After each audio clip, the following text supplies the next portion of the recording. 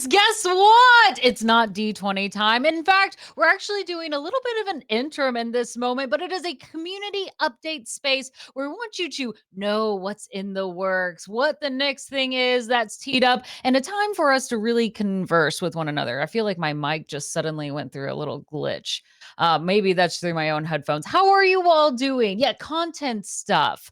It's a chance for us to connect, talk about what has been, where we are now, what we're going to see ourselves in the future. So, this is a conversation that we all get to hear from you. Why am I so heckin' cool? You can keep saying wonderful things like that. Thank you. Thank you. Now, I am not the only cool person who will be here tonight. All right. I am not the only one introducing. In fact, for this next upcoming space, I'm going to be taking more of a step back, and we're going to bring on two guests that you already know who are going to be the highlights. So I will be your guide, your Gandalf, your host, right? To lead the questions to our real stars who are going to carry the story through into our next iteration, our next pathway that we're going through. So let's go ahead and turn it over and welcome Kyle Calrissian, or Kyle All Caps, and Mudcats. Welcome on in, buddies. Why am I shorter than everyone else? I feel like you did this on purpose. That's the way the cameras What are you worked doing, out. Man? Come Like, on. this is Sorry, I feel let me make you bigger real quick. make me a little bit taller. Everybody else is There you go. How's this? there we go. That's a little bit better. Enhance. I'll have to make you skinnier though. What? Suck in. Okay. All right. We'll make this work. Live producing on this end. No, I'm so excited to bring these two in on our show tonight, because as we look to our next iteration, we've been doing this process of going arena where we have our death matches, our champions, the blood, the high energy, and then we typically flip over between each one into a story mode, because as we know, the death match, the arenas are just one part of what's going on into the void. And so for this next part, I'm so excited to announce that Kyle will be joining us, not as a champion, not as a player even, but as a dungeon master, leading us through our next title piece. Kyle, would you like to tell them what we've titled it? Yeah. So for this next iteration, for this next story, we are going to be exploring an era, an odyssey, a chapter that's being titled Pieces of a King. I love it. I can't wait to dive into it. So tonight we're going to talk a little bit more directly to Kyle and Mudcat about their roles that they're playing, both as, the DM, as the producer, what they like to see, what they want to bring to the table. And then later on, we'll talk more about what we might expect out of this particular story. So Kyle, this is not going to be your very first DMing, right? You've DM'd before. Tell us a little bit about your credentials, right? Pull us in. I've been game mastering and running tables since 2010 for a variety of different gaming systems. I've done everything from, Wizards of the Coast products to Mophidius, had a stint with Pathfinder for a little bit, got into some of the OSR books for a while because I wanted to try out some of that more nitty gritty, like sword and sorcery style gameplay. Used to do a whole lot of science fiction. For anybody that remembers Cthulhu Tech or even GURPS, gosh help me, GURPS, that was a lot. But yeah, no, I've been in just about every single genre, and I love to bring elements of each and every one into different games that I run because there's so much. I mean, there's literally just so much to do. I think that's very wild and exhausting when I hear of you've done so many systems, because that's every system that not only do you have to learn as a player, okay, what do I need to do for my character sheet? But as a DM, right, that's a higher degree of mastery that you need to know. That way you can guide each of your players. And as you build things within it, not just the world, but the monsters and the encounters within it. Right. Are you just a glutton for pain?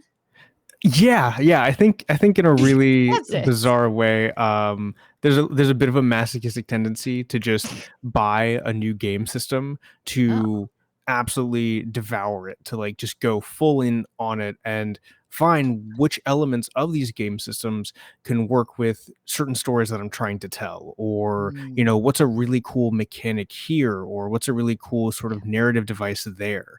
I think about any of the sort of like Call of Cthulhu, for example. Like I love incorporating sanity elements and aspects of horror into gameplay that otherwise you don't really see it in, and especially like in a lot of heroic fantasy.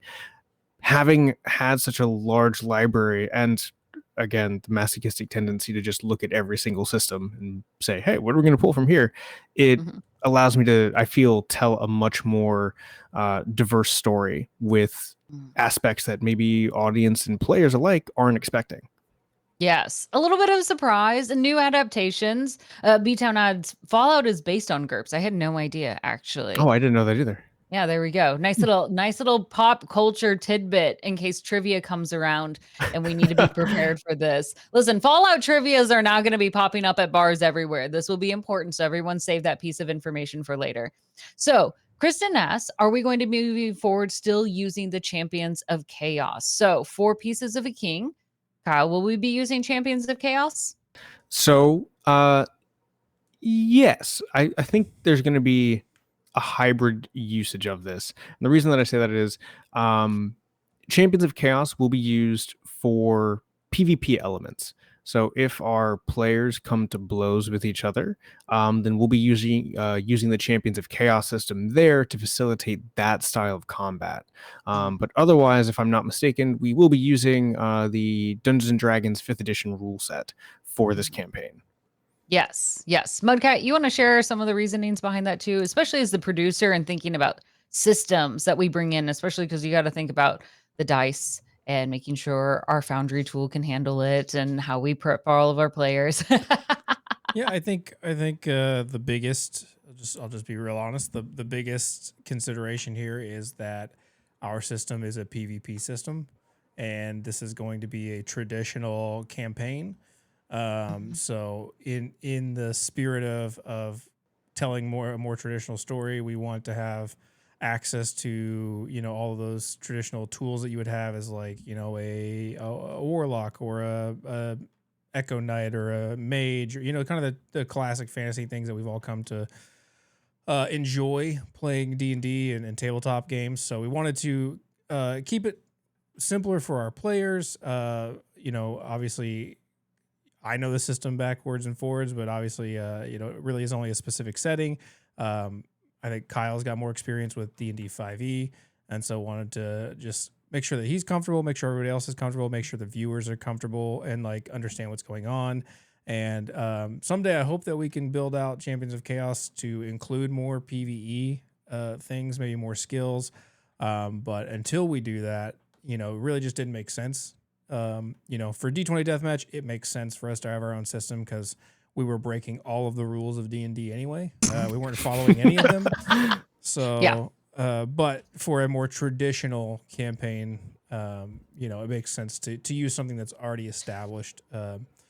Unless I feel like writing a whole new system in a very short amount of time, which I don't. So That's fair. That's fair. Oh, go I for it. do Kyle. also feel like this story is going to again allow for a nice sort of merging of the two systems. You know, we might find that in some elements, say things like skill checks or even certain styles of saving throw can be brought over into the Champions of Chaos framework, and vice versa. Especially one thing that I didn't want, or I didn't want our players and the audience to sort of come to the expectation of was, all right, well, if we're going to be PvPing, then I'm going to need to like min-max or anything like that. You know, one thing that at least I believe that D20 Deathmatch has been so true to is giving all of its characters and all of its players full autonomy to be as creative and wild and gonzo and over the top as they want to be. And that's something that I want to hold true with Pieces of a King. You know, we'll still have the exploration mechanics and some of the storytelling frameworks that people have come to know and love from predefined systems like 5e, but we can also throw a little spice on it. We can put a little stank on it with a little flavor here. We can flavor it up a little bit, you know? Yeah, ketchup isn't spicy at this table, right? Like, let's go further. Well, and also, you know, to consider like Champions of Chaos was always, at least initially, intended to be kind of like an insert into 5e. You know, if your party has an inter-party conflict and they want to fight it out, you know, the 9th level 10th level wizard is just gonna one shot your fighter. You know what I mean? I'm gonna pull out a 7th, 8th level, 9th level spell. I'm gonna one shot the fighter. That's gonna be the fight. Champions of Chaos helps us keep things a little bit more even, balanced. You can still narratively, flavor wise, cast the same spells, do the same moves, but it kind of just evens the playing field a little bit. So it was always, it was built to be an add-on to D&D or to any tabletop game that you would play, whether it's Pathfinder or whatever. Like that was always the intention. To let people die at the same time, essentially, like better aligned Yeah. in that pacing. Now, Kyle, I gotta ask, for your games, especially what you're thinking of with Pieces of the King, Right. can people die? Yes. I'll just go ahead and be very blunt about that. No safety. There's no safety here. Yeah. And yeah, I guess for the most part, that's sort of one thing that I wanted to explore with this story, which is what are things like outside of the Dread Fortress? In the Dread Fortress, we've all had this opportunity to, effectively get rowdy with each other, and all of the characters at the end, they come back to life, and it's cool. But what are things like for everybody outside of the fortress? Especially when things get a little dicey. So I figure, at least for this, one thing that I also want to instill within the players and the audience is that the stakes in the story are real. And the players, while I want them to feel cool and while I want them to feel like badasses, I don't want them to be reckless about it. And actions do have consequences. That's something that's very true in storytelling. You can't kick in a door and find a room full of 30 goblins and expect to walk out in one piece. But if you're smart about it, you will, and you'll get the loot with you. Yes. That thinking before acting sort of opportunity. That's always going to be a challenge to do. Now, that's easier when we have a little time to breathe with our characters, right? And not have to rush and like, we're just doing this as a one shot, right? Only acting in one space. But Kat, Right. as the producer on this end, what is the pacing, right? Like, how many episodes are we looking at? Is it live? Is it recorded, putting it out there? What can the acolytes expect? Okay, so loaded question. We don't know exactly how many episodes yet. The goal is between 4 to 6 per arc or season.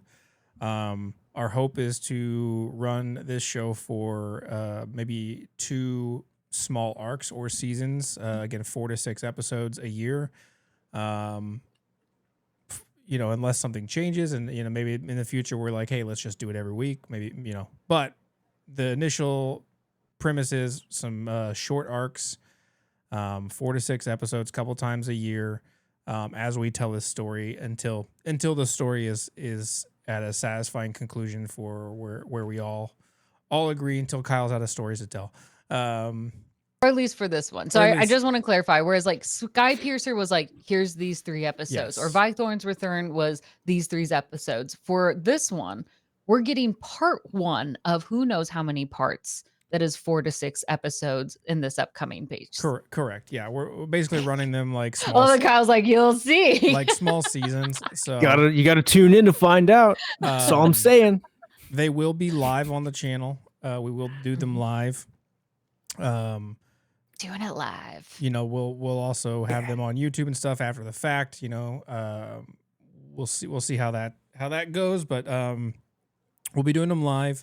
They'll be for a 4 to 6 week period every Sunday. This Small first season, Chronicle style. That's a good way of putting it. This first season will be on Sundays. Moving forward, if they coincide with the deathmatch season, we may have to move to a different day. We'll play that by ear. But they should be kind of these small seasonal arcs that kind of fit together. At least that's what we're planning right now. That's good. Now, knowing that this is the style, right? Like doing small drips of a longer story. Kyle, how does that change the way that you as a DM would tell a story versus like, we're doing this as a 3-shot and that's it and we're over with it, or something else like where it is a constant, like where we see long-term campaigns where they meet every Thursday for every day, every week of the year sort of thing. You've got a drip campaign. How does this work for you? So for me, this ends up working, and that's a great question. Thanks, I I try. have to. I end up looking at sort of like what the story structure is going to be. Right. Mhm. So we have this idea of, pieces of a king, and we'll go into more of the story later on in this conversation. But Yeah. it's, at least for me as a storyteller, I I try not to have an ending already predetermined. Mhm. Now, there are plenty of ways that this story could end up going. But with this story and with the way that the chapters are going to be spread out, or with the seasons, the way that those are going to be spread out, having sort of short episodic seasons, it gives me more incentive to dive right into the action, to dive right into the meat of the story, as opposed to sort of letting things come out slowly and slowly. We're treating this more like an actual television show. Instead of having it just fully freeform sandbox go and have an adventure, the world will be written out. The players will be able to explore it and discover it, but it is going to move at a fairly quick pace. The Mhm. audience, I feel like they're going to have the time to not only see all of these different vistas and aspects of the D20 Deathmatch universe itself, but they're also going to be given more of that time to Mhm. witness the player's story, maybe, empathize with some of the more antagonistic characters, or really dig into other aspects that might, to whet the appetite, so to say. And if the story is good and people want more of it, we can Mhm. keep coming back to those elements in future chapters, future seasons, so on and so forth. I love that. I like the excitement. Essentially, what I'm seeing in chat is like, yes, stories, more stories, and I think that's the beauty of it. I love that you're keeping this very open ended, and even reiterating like what Mike has said. We don't know how many seasons this will come out to be, right? Like at the end of the day, we might set a goal, but I love that you have this vision of we're gonna see where these stories take us, because that also, when I hear that, means you're giving your players also a lot of power of how they influence and change versus here's the outcome. We have to get to this outcome. This Yeah. is the world that I've built. Now, that puts a lot more on your plate when it comes to world building. Yeah. Yeah. How are you feeling about that? um, if I can be 1000% honest, I feel over overjoyed about it. I thought you were I gonna bet you thought I say was gonna say overwhelmed, overwhelmed. so I'm Yeah. really glad. Yeah. No, I world building is like one of the things I'm the most passionate about. Yeah. You're And not bringing the being dread and the dread fortress for this? no, we're if I could change it to like the Rad Fortress, yeah, that's where we're going. Um, yeah, I mean, I let me just go ahead and say one, like, thank you all for giving me this opportunity Mhm, to not only be the sort of facilitator of this new narrative, but to truly explore this robust universe that you both have created since day one. I mean, there's been so many different avenues and nooks and crannies and personalities that, to mhm, me, as a storyteller and somebody who comes from a writing background, I've spent so many hours being like, there's more to this. There's so much more to this. There's so much stuff going on behind the scenes here. There has to be. And so now I get to I get to dig into that. And mhm, I hope that the audience is also looking forward to maybe learning a bit more about the universe itself and about its workings and about the peoples that inhabit this universe. I think it's, mhm. from a world building perspective, it is working with a blank slate, and that is something that is so much fun to do. Yes, yes. I'm gonna hold off, Crimson. I see your question about asking about players, and we'll get there in a second because I want to pull this thread a little bit for you. Because even though there's the foundation of the void, there's only been small pockets that we've Mhm. explored so far. For you, when it comes to world building, what's important? What do you consider? Where do you start? Mm, Especially knowing that you aren't starting from scratch, right? Like you're building right. off of it. So it's like, how do I take this very fragile teapot and I add to other pieces to it without breaking Mm. it too much? I think so. To go off the teapot metaphor here, I Thanks. You think don't have to. It I'm was the first thing I thought of. So if you no, don't it's like it. good. It's good. I think when it comes to like looking at pre-existing Mhm, worlds and trying to figure out, hey, what are other stories that we can tell in these worlds? I I treat the world and the story as the teapot. And so I'm not really looking at the teapot, I'm looking at the tea right now. I'm trying to figure out, what are the flavors? How much can we put in here? What are the different notes? What are the different components? What's gonna make a really good brew out of this teapot here? I hope that answers the question. Yes, yes. You're thinking of the flavor. How do we now enrich it? Like the teapot is Right.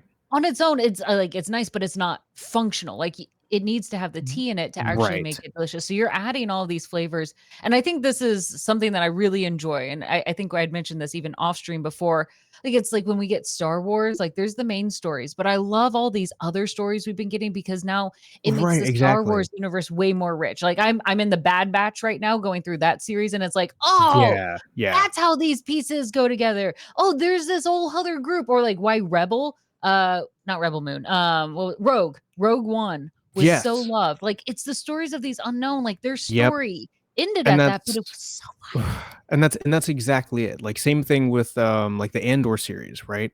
We're getting to see new perspectives in this universe, and we're Mhm, getting to see other sides of the story that we already know. To use Star Wars as like our example here, yeah, we have the very classic good guys and bad guys. And one thing that I always love is, how do we look at a world and how do we flip the script? How do we look at what are the other perspectives in this world? And I think shows like Andor and movies like Rogue One were really mhm, great for showing that, hey, stories and life is not as black and white as it may be seen in fiction. I that's something that I love so much about role-playing games in general, is that you really get to explore more of the gray areas, and you get to tell stories that have depth and have meaning. And at the end of the day, one thing that's super important for me is that, are are my players asking questions at the end of this? Like, have they mm, left with a sort of expanded perspective, or maybe questioning some of the things that they've done in game? Like, let's use like the classic murder hobo archetype, for example, right? yeah. If I have a murder hobo at my table and they leave going, oh man, maybe I shouldn't be a murder hobo anymore. Maybe my actions are affecting other people within the story. Then I know I've done a good job. Mhm, Like, that's mhm, something that I hope I can impart upon the viewers here, and the players, that the world that we have, it's still the same world. It's still D20. It's gonzo. It's crazy. It's violent. But we're gonna zoom out and we're gonna look at the entirety of it, and we're gonna look at mhm. how these different things that we've come to know and love, how they affect, say, the common person, how they affect maybe some like other workers within the Dread Fortress. Like, what are these other people? What are their lives? What are these, again, extra bits of flavor that we can add on? Yes, yes. How do we evolve? How do we challenge? How do we see? Now, Kristen, you are right, right? Kyle, you're going to be the DM of this story, but you Yep. will have to make up a whole variety of NPCs. So Are you many. excited about that? Is there one in Oh yeah. particular that you're like, oh, can you tease a little bit for us that we might get excited to meet pretty soon? I don't If you know don't want to, you I can't. don't You know if don't. pretty soon. I don't know if I could introduce. There is one character that I'm truly excited for, and it is unfortunately our primary antagonist. If there's any one thing I love about a story, it's a really good villain, and I think a lot of people would agree with that. But at least one character that I could also tease, Hmm, who's very yes. minor, Yeah. uh, is, for lack of a better term, a competitor to the Grandmaster and the Arbiter. A bit of a goofball trying to make the next big entertainment reality show. Yes. Saw the death matches and was like, well, how Yeah. can I expand upon this? How can I do this? Yes. The arena pish posh. We can do something better. Exactly, Yes. exactly, right? Um, and he titles himself Nero Magnificus, and he has a silly little accent, and he's all about pitching things and trying to make the next big thing. Forget the Grandmaster, forget the Arbiter. We've got a new show, and it's all still about killing people. But what if we put it on an island instead? Things like that. I love it. And this is where I think it's a great take because you're kind of merging genres here, right? Like, because the death match is comical. Right, It's right. bloody, right? And it's, of course, there's serious undertones, but it is 100% comical. And you're trying to take what happens here in this space and the individuals that exist in this space and also then pull it into deeper, darker stories. What might be other genres or Yeah. storylines in media or other shows that you're like, I want to tap into some of those feelings there? Ah, gotcha. So, to go back to Andor, again, having the perspective shift, Mhm. for anybody who's seen some of the other miniseries that have taken place within the D20 Deathmatch universe, we're introduced to the Grandmaster in Skypiercer. Mhm. And we see her backstory, and we see the Shadow King, and then we get Thorn's return, and then we get the defeat of the Shadow King. And so, having stories that get to show the perspectives of the other side, right? Yeah. Like, we have all of the acolytes here, in the audience. Well, what do the acolytes do outside of the death matches? um I'd like to tap into a bit of a Song of Fire and Ice, a bit of sort of that, like, on the lower ground, less of the high heroic elements that you would find where, it's earth shattering Dragon Ball Z-esque battles, and more of those personal duels, and maybe more of the maybe this is the best word to use, but more of, like, the politics of the void and of the Mhm. D20 Deathmatch universe. Are things really all that great with the Grandmaster at the helm? I don't know. I don't know. Don't tell me. I can't hear those sort of things. I'll take it personally. The answer is yes. I've The, somehow, the answer is despite yes. every The answer other is yes. person out there trying and failing, I've somehow made a perfect world. Okay. Yeah, everything's fine. Yeah. But yeah, at least in terms of, like, other sources of fiction, I've always been very inspired by From Software's, like, the Soul series, the Soulsborne franchise. Um, I love elements of sort of historical fiction. I'm also just really big on history itself. I think from a storytelling perspective, Mhm. just looking at history, you can find so many rich, fascinating, terrifying, horrifying moments in our lifetimes that we can pull from, both as Mm. lessons to be learned, but also full explorations of different character archetypes, different narratives that we see in TV today. I mean, there's so much. There's so much to go through, and this universe is ripe for that. I love that. I love that. Right, like how we again add those depths of flavors. Essentially, what we're getting there, we're seeing the layers. Now, Mudcat, I'm going to switch to you for a hot second, right? Because we've been talking about players, like how they're going to be engaging this world, where they fit within this space, the tone that they're embracing, but also for the acolyte side, is there going to be ways for them to still interact with the story? That's a question that I had considered, but we haven't we haven't discussed amongst ourselves yet. Um, I would love to have audience participation as much as possible. If it's a possibility, there are ways to do it that are, well, there's no way to do it that's not disruptive, but there are ways to do it that are additive and not subtractive. I don't know what that looks like. If that, potentially in the future might look like, hey, tip X amount to give someone an advantage, or stream loots like we've seen in the past, or maybe just channel points to trigger a world event or something like that. I I don't can know see Kyle like, how am I adding a world event? exactly. The Um, beck and call of the I got it. chat.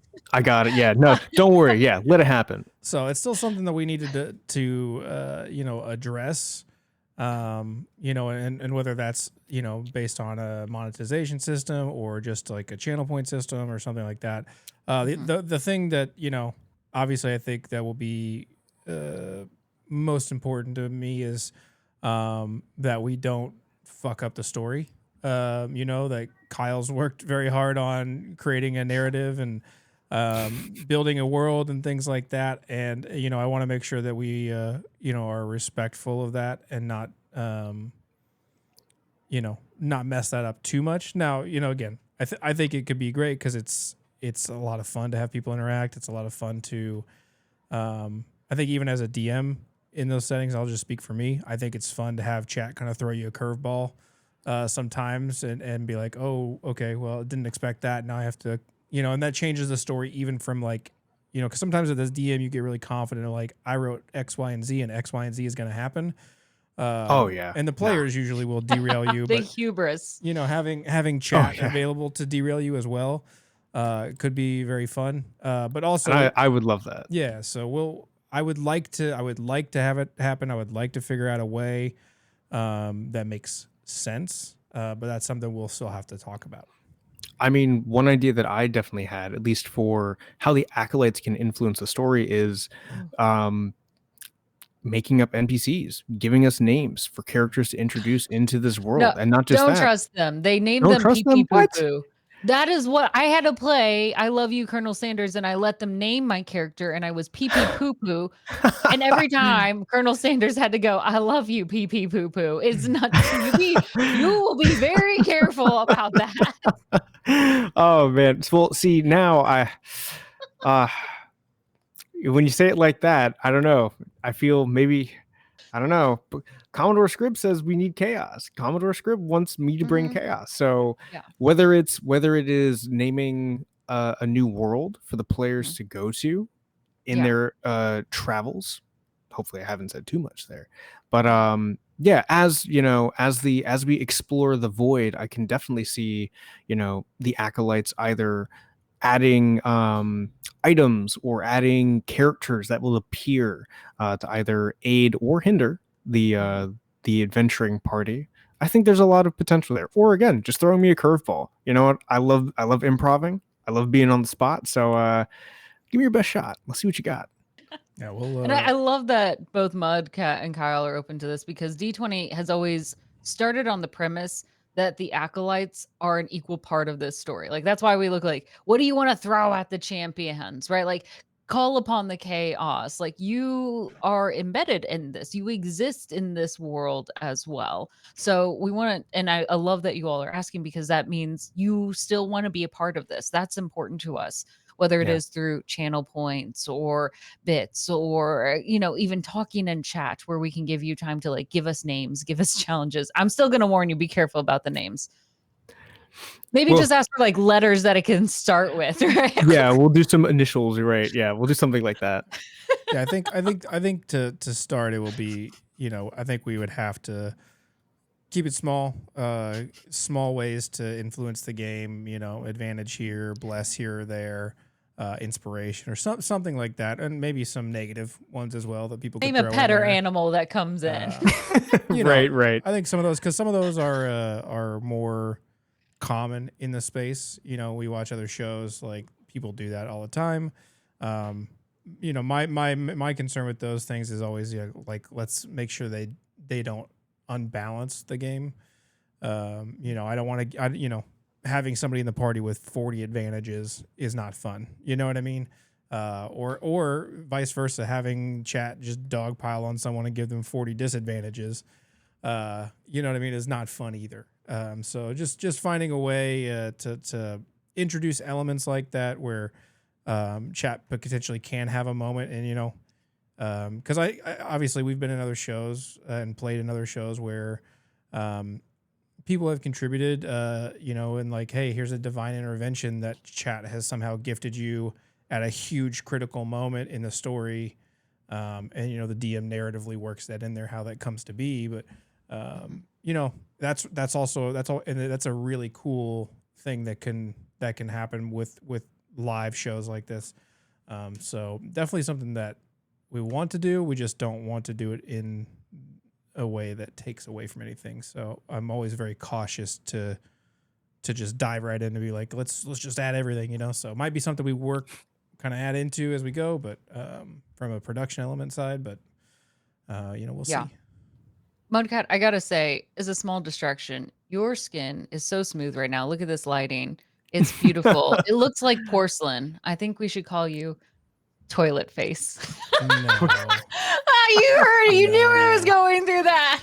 Okay, sorry. There's a small thing. Face. I saw trickling in on the chat. This was the thing that I saw on Instagram, and so I had to explain it. That was my best way of teeing that up. Right. Her skin is like porcelain. We call her toilet face. Toilet face. That's good. That's good. It's one of those things like her eyes were beautiful. They were the color of, and it holds up like the Crayola marker, small potatoes. Right. Yeah. Those wonderful little descriptions. Or even it was one of my other favorites was she was beautiful, but she had the personality of an ironing board that opens, right? Like, Yep. it's wonderful. It's one of those great descriptions that stick to you. Oh For yeah. you, Kyle, how do you find inspiration to describe the world around you? Where do you find your small potatoes or Ah. toilet face? So I love to read. I love to absorb just various forms of media, and sometimes just one thing that I find works out really well is sometimes just going out for a walk. Mm. On the weekends, I walk around Lake Eola over here in Orlando, Florida, and sometimes it just helps just to listen to what other people are saying. And you'll Wait, get you some. eavesdrop actively on other people's I conversations? wouldn't say like that. I mean, when you say it like that, that sounds awful. Sounds creepy. But it's almost like, when you're just walking and you're minding your own business, and then you just hear like a really just like savage comeback line, right? Yeah. And Yeah. you just let that one sit for a minute. You just think for a minute, like, oh man, that was foul. I'm gonna jot that one down. I'm gonna keep that one in my little journal. I'm gonna save that one for later. Yeah.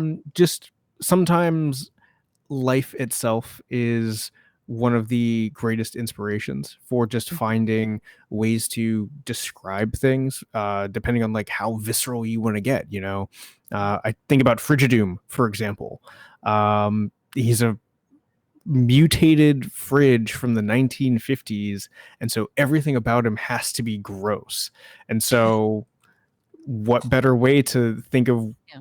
gross things than listening to how they sound and thinking about how I would describe them horribly, If you need putrid. inspiration, I have a rotting pumpkin now in front of my house.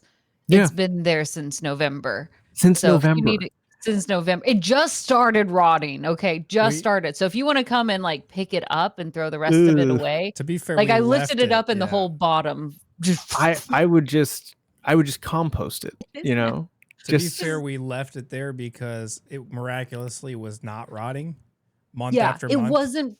Yeah, we checked it in February and it wasn't rotting. well, now the heat has suddenly come back, Yeah. Yeah, it's 90 degrees down So here. we were like, how long is this pumpkin going to live? It looks like we just got it from the store for months. Yes. But yeah, aside from life, again, just various forms of media. So like Yeah. video games, movies. Mhm. When I think about, ways to really convey a moment, or let's say again something very viscerally, something that I will often try to do, and I'm trying not to get too in my head about it, but I'll incorporate sound effects. If there's like a ripping or a squelching noise, it's one thing to simply say, like bone snaps and flesh tears. It's a whole different animal when you then immediately follow with that and the that just again adds a little bit of extra stink on it. Yes. Yes. You can now hear it, picture it, and almost taste it when you make a sound like that. Exactly, right? It adds to it, which I think is so important. And I think sometimes we feel uncomfortable making those sounds, and so when somebody does it, it makes it more immersive. As somebody who also loves making sounds, I appreciate that you're adding it. Are there any additional sounds you'd like to leave us with? Oh man. I mean, now I feel so put on the spot. Yeah. You know what? No No, worries. I'm gonna leave the sounds as surprises. I'm gonna leave the Okay. sounds as surprises. That's fair. Now, Mudcat, sounds are kind of your thing that you have to deal with as a producer. Soundtrack wise, what are you thinking that you need to start sourcing from? Because the rock music, which we love, won't be the perfect fit going forward. Well, I'll never say never. Okay, well, all right. I think there's plenty of room for a nice battle rock song every once in a while. Okay. Or It like a sounds like you're the kind of person who forces a square through a circle hole. or like a doom metal esque. Okay. Okay. Even when you go back to Fate of the Arbiter, Jazz, right? You're going to bring some jazz in. No, I'm being very serious. I mean, I want jazz. I I mean, am jazz a could be jazz fine. DM. Star Wars has a little bit of jazz. If Star Wars can. So he's not having it. No, not having it. So I mean, I like jazz, but so even if you remember back to Fate of the Arbiter, those of you who've watched it on repeat on the channel 100 times, you know, there's a lot of nice refrains that I used in there that were they were kind of like very dark, heavy power ballads, like a lot of heavy, dark power chords. May see some of that. You know, I think that'll be tied, you know, to specific people or places or things. You know, we'll probably see a lot of different kinds of music in this campaign because depending on the very different settings we go to. You know, if Kyle says, "Hey, we're going to a black and white 1920s jazz lounge planet," then you know we're gonna have 1920s jazz lounge music. Hang on, I'm gonna write that one down real quick. You know, here first 1920s jazz noir planet done. But one thing that you know, when we started kind of coming up with this series, so for some background, this series was something we've been talking about since the Shadow King was brought into play, and over time we figured you know it would be super helpful to us and really fun to bring somebody else in to kind of help us tell a story, get another perspective. But it's, you know, one of the things that I think when we approached Kyle and started talking about it and was saying like, hey, we want to do this story, you know, would you like to come and DM and kind of make it your own and kind of add to our world? Was the fact that, you know, from the get-go, you know, the idea was like, we tell dark stories. Fate of the Arbiter, dark. Skypiercer, dark to a degree. You know, we just D20 Deathmatch. There was love, though. There is, but the tone is and always camaraderie. dark. It's in contrast to D20 Deathmatch, like the actual stories we tell are a little bit more dark, a little bit more serious, a little bit more sinister in nature. Into the Mirror is a pretty dark story. And so the music's going to reflect that. You know, I don't know specifically if it's not going to all be one fantasy genre. I think because our story will lend itself as we traverse to different locations within the Void, because the Void is an amalgamation. So we'll probably get an amalgamation of different types of music, but I would lean heavily into very dark, dramatic vibes that you've seen in many of our other shows too. Even in Vythorn's Return, we had a lot of fantasy music, but it was very dark as well. So it'll all be in a minor key. I can promise you that. I personally am very excited for the elevator music sequence because good. they're yes, There is a realm that has an elevator music. This is gonna be Perfect. my personal hell where Kyle messages me on an afternoon and just be like, "Hey, can you give me some acid jazz?" And I'll be like, How'd you know? Fucking You okay. literally you've picked my exact key genre. How did you know that I was going to say acid jazz? "Can I get some acid jazz and some Who doesn't Motown want funk?" acid jazz, though? Right? Yes. Right? Yes. Come on. That's So- when you know you've made it. I'm waiting for the Crit Awards to have like a soundtrack category. Oh, that'd be cool. They don't have one yet. you know, it'll be interesting to be producing the show, because normally when I run our shows, I'm doing the music while, you know, we're either playing or DMing, and that's so. And a lot of times, like I'll be able to, like, I know it's coming, right? You know, I know. Hey, we're about to get real serious here. We're about to get. So it'll be a little bit fun to kind of do that on the fly a little bit, and just kind of let things go. That'd be fun, or set It things should up be so good. it can be utilized. Now, we are going to a variety of worlds. Let's go ahead and embrace. Is there a location you can tease for us? Because we know the Dread Fortress, we know the arena. What might be one of these places we're traveling to with our eyes? I don't know why I said it So like that. we'll travel with our eyes because Mhm. maybe we'll have some visual components to share as well. But Yeah, to me paint too. the best word picture that I can here, one of the places that I would like to take our players and our audience to is a realm known as IKEA, but not like the IKEA that you're familiar with. It's IKEA spelled EYEKEA. And imagine, if you will, an entire realm, a planet, converted into a labyrinthine mega mall. And that mega mall is It sounds like a run nightmare to me. by a conglomerate of beholders, hence IKEA, hence the elevator shopping bit, maybe a little bit of 80s synthwave, little synth pop in there, but Mhm. an entire planet that is effectively one giant shopping mall dungeon, run by beholders, manned by sentient rat folk, quite literally called mall rats. And the players are going to have to explore, one, why is this world like this? And two, what the hell's going on here? Yeah. Yeah. I love it. I'm so excited. Like, it's playful and horrifying at the same time. Exactly. Uh, Yeah. Getting trapped in a mall and making it a massive one, like, IKEA already is easy to get lost in for me. Right. Don't pay attention to their arrows on the floor. They're lies. They're meant to trap you there. The only way that Yeah. you find Right. the exit is Exactly. when you buy something, right? Once you pick something up, suddenly the pathway lights up. And you've quite literally hit the nail on the head. It's like, think about one thing that I like to do when designing and going back to the world building here is, taking those moments from life, like those Mm, sudden moments where you're just like, oh, I'm lost in the supermarket, and all around you is just weird products and signage that doesn't quite make sense, and being able to convert that into an adventure experience or just an entire world concept itself. That's mhm, again something that I love so much about tabletop, because we can take those little bits of like, oh, you can't actually leave this place until you buy something, and make that a sort of reality. It's super fun. yeah. Now let me ask, how do you bring in the darkness to that? Because I hear that and I think that sounds torturous but hilarious, right? Like, we're in Right. IKEA, we're at a mall, we got mall rats with us. Like, check in the list of, like, every time you're gonna drop another little poke like that, we're gonna laugh. Like, it's brilliant, it's clever. We see where you're going. Where do we insert, like, the discomfort? Okay. So I try not to be too heavy-handed. Mm. Um Mhm.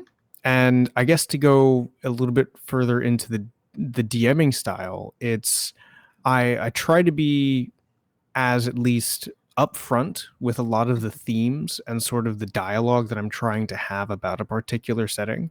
Yeah. In this case, IKEA, when the players are going to encounter the mall rats and maybe any of the other different, like characters or even species that live in this sort of like mall planet, they're also going to see that, oh, the mall rats literally live and die to work, and their Mm. shifts are like 14 hours a day, and if the beholder bosses catch you slacking off, uh you get got. The Mhm.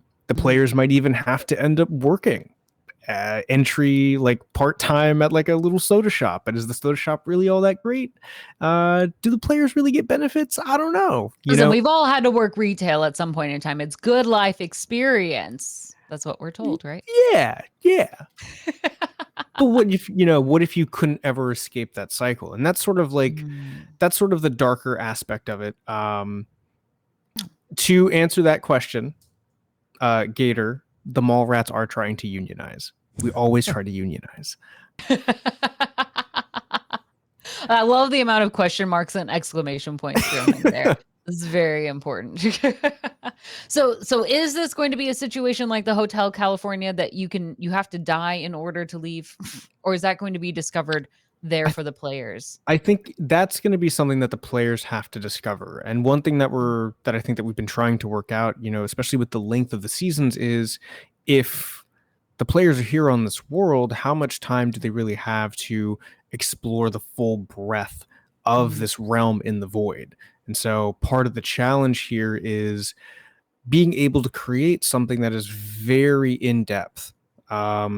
Creating the entire structure of the mall, creating what sort of like conceptualizing what the interiors look like. What is the sort of working culture that the beholders have, and what do the mall rats and everybody else, how are they living? How are they functioning? And then condensing that into a very edible sort of arrangement for the players and for the people at home, because I can't expect that the players are going to want to work their way up to the top of the sort of beholder corporate ladder and try be to. the CEO. We're planting new roots. Right, exactly. So there's surprises in every sort of realm for the players to discover, but I think at the end of the day they're going to figure out what the main points are. They're going to see what Mhm. needs to be seen, and if they want to come back to a realm, we can always come back to a realm. Yeah, I love this. Now, Crimson has asked many good questions, and I keep going to try to insert Ooh. them. So pause there, Crimson, because I actually want to go back to your first question because you've been talking about players here Mhm. for a hot second. Like we're thinking about like they're going to come in, they're going to be influenced, but at this point, as a small note, we don't know um uh how many players we're going to have, and we can't talk about who's going to be in some of those slots yet. But Mudcat, in terms of what are our goals in, are they going to be the rotating bunch like what we see with the death match and the champions, or is this going to be more of a permanent casting? What are your hopes with that? Of course, putting aside, player emergencies if they have to bow out for other personal reasons. Yeah. So the goal for this Mhm. is to run this show as if it is a long-term campaign, just split up into pieces. Um, and so you'll be seeing hopefully the same cast throughout. So hopefully it will be the same 3 or 4 people throughout the whole time. Should I give them the spoiler about one of the players? Mm? I don't know. I don't know if chat really wants to hear any Yeah. more spoilers at this point. Like that feels kind of like maybe they're over it at this point. Oh, and by the way, your audio is a little bit Is it? softer than Doesn't look everyone soft. else's. All right. Well, okay. I'll Yeah. crank it up. That's fine. Yeah, yeah, Uh, actually, Gator makes a great point. If you spoil it, then I Right. will because I'm a terrible okay. witness situation. I will also be a player in the show. Spoiler alert. I am the only What? confirmed cast member at this point. Um, I'm taking Mud on a roller coaster ride through his own world. it's It's actually crazy. Mhm. Mudcat will die a lot. now it's too much audio. Now it's too loud. Now you guys have too much me, huh? Okay. It is hard Uh, audio. all right. Yeah. So player Soft wise, we don't have the audio. cast finalized yet. So you will be seeing me. You will be seeing Kyle, plus a few more, and hopefully it will be the same cast throughout, at least until I die, which Yeah. will happen, I'm sure. You are I not one to mean, shy away from death. I've yet to play a campaign where I don't die. He wears that as a badge of honor. well, They're always really fun deaths. this whole story has plenty of death in ready for you. I built this for you to die in. Yes, I built this fun dungeon for you to die Yes. in. Exactly. Yes. Hey, Yes. listen. And As far as I'm concerned, I'm the only expendable one at the table, right? but I don't but know I'm about glad we're that. talking about this, right? Because like for good tables to exist, right, there needs to be some understanding when people come in, like what could happen. Like you don't surprise players with like, hey, you could die here without telling them ahead of time, because Mhm. that changes their approach and even what they do. Now, for this, as players get invested, right? Mudcat might be one of the few players that is okay with constant character death for other characters, right? Or even as you're talking about some tougher subjects, Mhm. how do you make sure that your table, right, the characters may be uncomfortable, but how do you make sure that the players themselves are comfortable? Gotcha, and that's a great question. A lot of the themes and conversations for any of the subject matter would of course obviously be discussed, session 0 or before the campaign arc begins.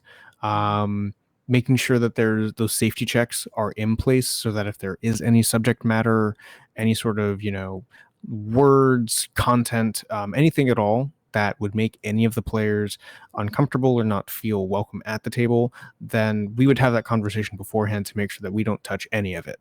And that includes any of the stuff that's been pre-written. So if we have a character that, or if we have a player that says, hey, I don't really want to do IKEA doesn't make me feel too good, then we don't do IKEA. And it is Mhm. just as simple as that. Fortunately, the D20 Deathmatch universe has so much open space. I mean, it's free real estate, really, that there's always another world to be made and there's always another story to be told. Mhm. Um, player safety and player agency is one of my first priorities. It's not worth telling a story if the people that are experiencing it and driving that story don't feel respected as a part of it. Mm. Yes, I love that because it's hard to create stories where people want to be vulnerable in them if they can't be comfortable or feel like even outside of the game that they can talk to you about what they're comfortable with or not comfortable with. Yes. Yeah. Mm. Mugcat, for you, right? Especially when you're thinking about on this production level and knowing that this is also not just a game, but like it's a show. What do you also think, like on that level, that you do to make sure players feel ready for the event and story that Kyle is going to take them through?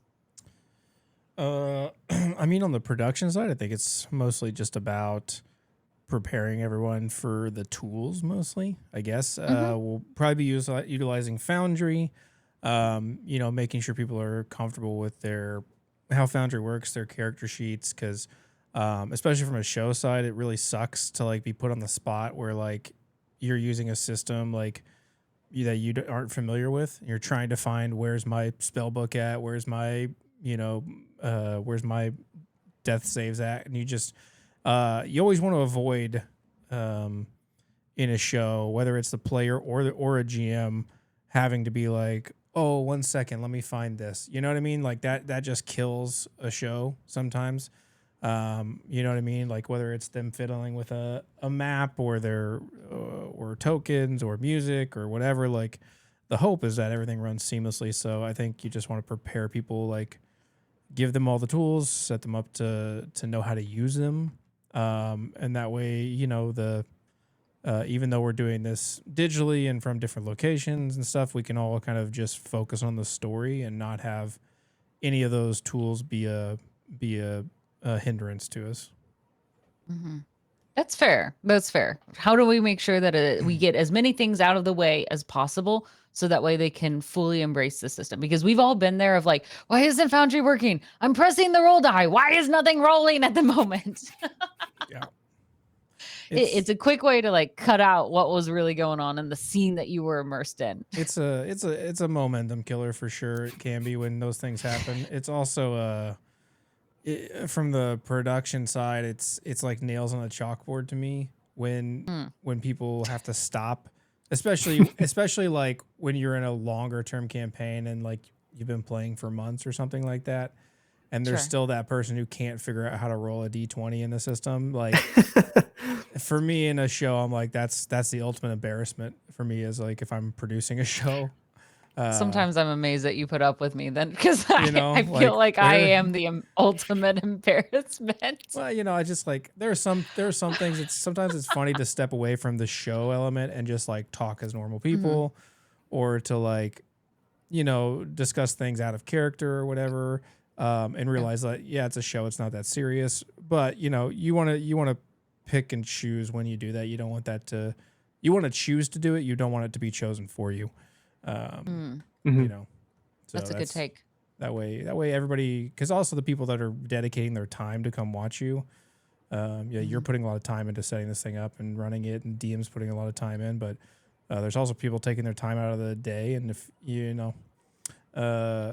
we kind of pride ourselves on having professional a professional show and professional players and people that act professionally, so we don't want to um, give a subpar story to anybody. So All That's fair. cylinders got to be flying, yeah, you yeah, know? Mhm. well-oiled machine Mhm. till it's not. Yes. Till it's not. It's But time for a new better one. being prepared for it, right? Instead of having all 4 wheels falling off, it's easier to fix 1 rather than all Mhm. 4 because you're better prepared, right? It happens. You know accidents are gonna occur. Tech will always do what tech does, and right before a Oh, yeah. show, somebody's mic is gonna break or their camera is not gonna work or Foundry's gonna stop working, and so you need to make sure that you've got your bases covered for everything else. So when that happens, you can handle it Yeah, and I as think best you can. I think that Mhm. part of us bringing in someone to DM this, because we went back and forth a lot, like how do we make Yeah. the story happen. do we have the time to do it? Either myself or Caustic. Do we want to do it ourselves? Do we want to bring someone else in? Part of that was, considering those production elements of like producing and GMing is kind of difficult at times. Sometimes it's not so difficult, but there are moments like when someone's camera is messing up or audio is messed up. Having the person who is in charge of leading the game also be the person that then has to troubleshoot is kind of a nightmare, and it can derail the game really quickly in terms of like the viewer experience, in my opinion. So, that's why one of the reasons we decided, hey, especially after talking with Kyle, like, yeah, this would be a great person to bring on.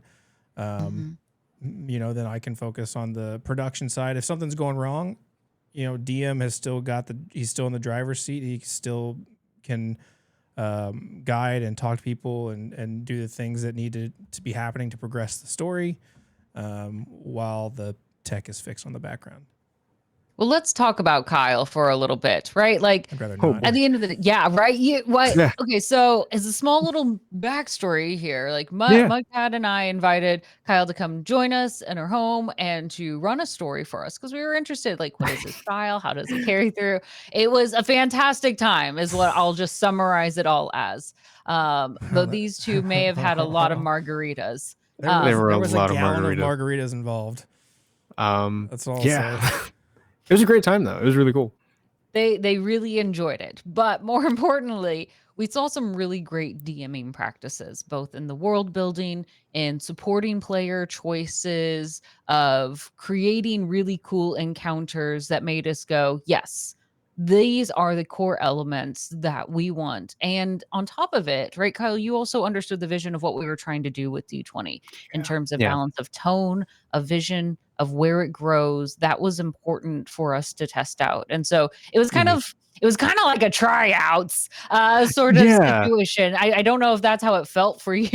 It was but it for me. I remember it felt very much like a really fun interview. It was yeah. like, hey, show us that you can do the thing right now. Yes. And yeah, it And was a Mud and I blast. were definitely not always the most perfect players in it. Like we derailed, or Mudcat definitely derailed. Uh, Folks, there's a uh, video on my phone of this entire session that will never see the light of day. never. Oof. But it was a chance for us to see how you handled these situations. And for the above reasons, I thought, yes, I trust where you're going to go with this. You understand where we're going. I trust how you will take care of players who we bring on our show, because their time, their story, their efforts are equally as precious, and that you care very deeply about what you're creating here. You see the art and what it is. For Mudcat, what were the reasons why you also said yes to bringing on Kyle? Because this was a two yeses sort of situation. Yeah. Well, there was. We just kind of we had talked about this Pieces of a King's story for a while. Myself and Caustic, again, it was something that we had known of kind of when we brought the Shadow King on, had a loose idea of like, we want to eventually push this into a larger story later on. And so this has kind of been in the background, but with things kind of being the way they were with timing and stuff, we started to look at like, hey, who could we possibly bring in to help us with this? Like, we just need help. We need help with the time. And also it's nice to have like an outside perspective. It's a lot of world building. So we wanted to find somebody who was going to be good for world building, for storytelling, had a good DMing, understood our concept. And honestly, we I had, was actually one of the original sources of inspiring doing this season's structure of getting some backstories, doing Oh, some that's right. Yeah. missions. Yeah. Yes. but so You had offered that for free, and I was like, that's "Oh, true. thank you." So Hey, anytime. for me, we started talking about, we brought Kyle onto the show for our full sales show.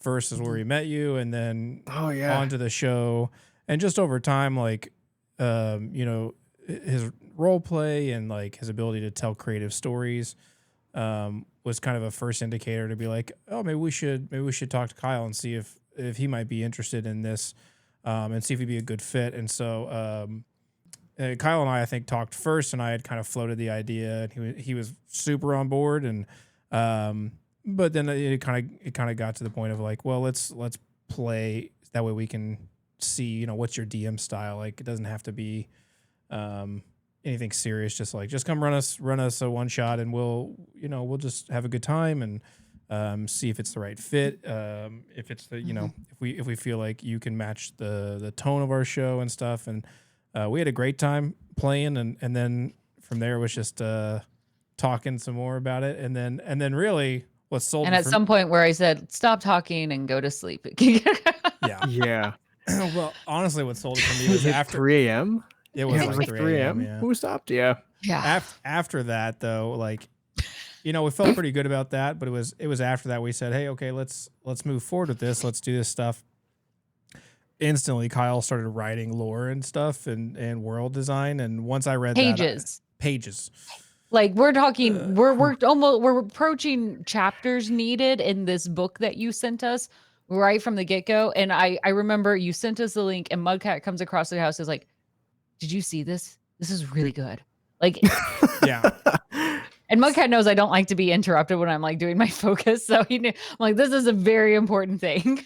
So yeah, it was kind of a process of like getting to know Kyle as a DM, and not just like a player on the show. That kind of sold it for me. And then obviously once we were kind of solidified, reading all the stuff that he's come up with, I was like, oh yeah, this is the right decision for sure. Like, this is somebody who understands the concept, somebody who can tell really good stories and can take a world that we've created and make it better.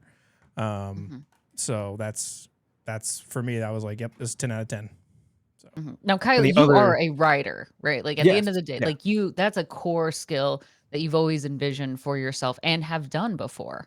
I love that. And how does that play in when you're bringing this to the world building, like that approach and how you, and that skill set and how that leads into where we are now? So at least in using a lot of the storytelling skills and a lot of the writing skills that I've gained through education and experience, I feel at least very comfortable with being able to identify and capitalize on greater themes without, again, bringing them to the very, very forefront, to where, you know, you're not bashing, you know, the thesis of the story on your viewer's head or on your reader's head. You're trusting them to pay attention to the story that you're telling, and that they'll pick up on the other themes, or again, that they'll start to ask their own questions and want to explore the world even further. You know, you can look at a variety of different genres across nonfiction, fiction, graphic novels, manga, all sorts of stuff, and just seeing how different narratives are conveyed, depending on, you know, perspective, different point of view, sometimes even entirely different stories where there's not even an actual protagonist or a narrator. You're just given the world to sort of dig into and explore. A lot of those different themes and a lot of those different sort of viewpoints really come forward to me. I think if I, for a good example here, one book that definitely ended up changing one of the ways that I view storytelling was Annihilation by Jeff Vandermeer.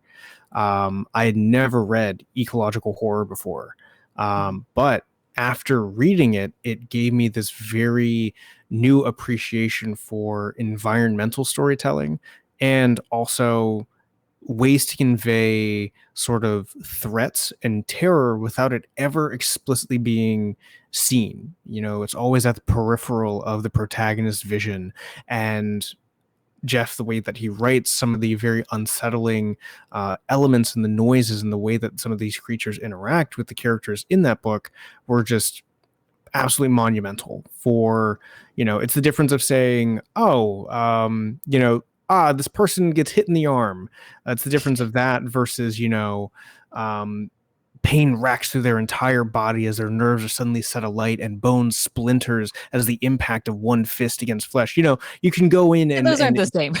Right. I love that. I love that. Like, yeah, because you're like, how do we expand it beyond this? How do we now paint a scene? And I like when you're describing it, it's not just like the visual aspect, but the feeling that we Mhm. get out of this. This is going to be a really good pairing with the wonderful chatters we have. We have such a wonderfully engaged community who ask questions, that want to know more, that are definitely going to be biting at the pieces that you throw at us, myself included. I'm very excited to see where you take this. The appetizer Thank you. pieces that I've gotten so far have been very filling, much like full plates. And I have to admit, I was like, two things. We're gonna Yeah. address the first one. Yeah. So this whole story Bible that I had drafted, um, Mudcat was specifically forbade from going into the story Bible. Yes.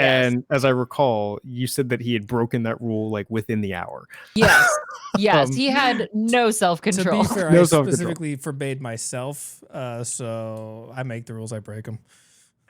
I suppose. Well, with that being said, I definitely had this moment of sort of like embarrassment because when I had started drafting it, like when I had talked with the both of you, Mhm. started watching the prequel series, and got and started really investing myself in the world, I started making all of these connections, and by the time before I knew it, I think the night that I started writing, it was one of the it was one of the most enjoyable nights that I've had, just being able to sit down and put pen to paper, because I was Mhm. able to dig into a world and to tie in real historical, well, I suppose I should mention that too. One thing that I like to do with the stories is also sort of tie them to reality and ground them in a way that makes it more immersive for the player and the audience. And so here I am doing all of this research and finding all of these different facets and groups and moments from throughout our entire history to bring into this world because they fit so perfectly. And I think I was like, I must have been like a solid like 7 hours of writing. Like, I didn't get to bed till like 5 a.m. But I felt so good about it. And then I thought about it the next day and was like, oh, I really hope I didn't step on any toes here. Like, I feel like I've just How done the dare equivalent you? of write like an unsolicited fan Yeah. fiction, you know? What is this? How could you put Well, all of this in here? We just wanted you to do these. No, no, it was Right, super right. yeah. exciting. Well, and the best part about the best part about the way we have things set up right now is that all the content we've done has either been D20 Deathmatch specifically, or it has been pieces of like backstories for the Grandmaster, for Vythorn. Even in our series of Fate of the Faithful, that's still kind of a continuation of Fate of the Arbiter. And so we've got all these series that kind of center around our deathmatch and our main characters. But aside from that, we really just don't have that much that about the wider void. And so it's, honestly, like it's just perfect that you were willing to just, or you were interested in just sitting down and going crazy with it. Cause like that's a part that we haven't gotten a chance to flesh out first because we've been so focused kind of in a like a microcosm of just these people, this small part of the universe. And so I'm excited to like just seeing the little bit that I've seen about kind of exploding the world out a bit and giving us a little bit more macro view will be very cool. Mhm. Yeah, and it's like a look at what it's like to be an acolyte in this world. Like what is the day-to-day happening of an acolyte, and also how vast and how varied is the void. You have all of these different like these sub factions, these different groups, and then of course at the center of it all you have the Dread Fortress, and you have the death matches themselves. And we could look at this in a very Roman way. If the death matches are the Colosseum in the center of Rome, Mhm. then what's happening in all of the adjacent neighborhoods, what's happening at the borders of the void, what's happening within the actual ruling structure of the void. And these are all questions that I have asked myself and now want to explore both with the players and the audience at home. Yeah. How is it that the Dread Fortress is able to run the way it does, and who are its supporters, and also who are its enemies? These are all really, really exciting questions that I can't wait to show you all the answers to. Again, adding many layers. When do I get a D20 beanie? That is a great First question. we need to get some beanies. We should totally look into that. We'll have to. Yeah, we should. Well, let me examine what our options are in the stores. We do have a merch store on D20Deathmatch.com. You can go there. No beanies yet. Soon. Thanks for the inspiration. We need to add that. Yeah, if this is Rome, let's ask this. Should we fear for the Grandmaster? Oh boy. Yeah. I'll just be honest. Yeah, this is one of those stories where after being told about the pre-existing lore, one immediate thing that came up was, okay, this is much more nuanced, and everybody should be at risk. You know, obviously within reason. I'm not going to try and shatter the entirety of the pre-existing lore, shatter the world, but one thing that's important to me is that, especially with a campaign styled story, I want the stakes to be real, and I want the outcomes to matter. And that's not just for the players, that is for the acolytes, that is for everybody. So that is for the Grandmaster, that's for the Arbiter. I'm not sure what else I can. I mean, there's a lot more I could say.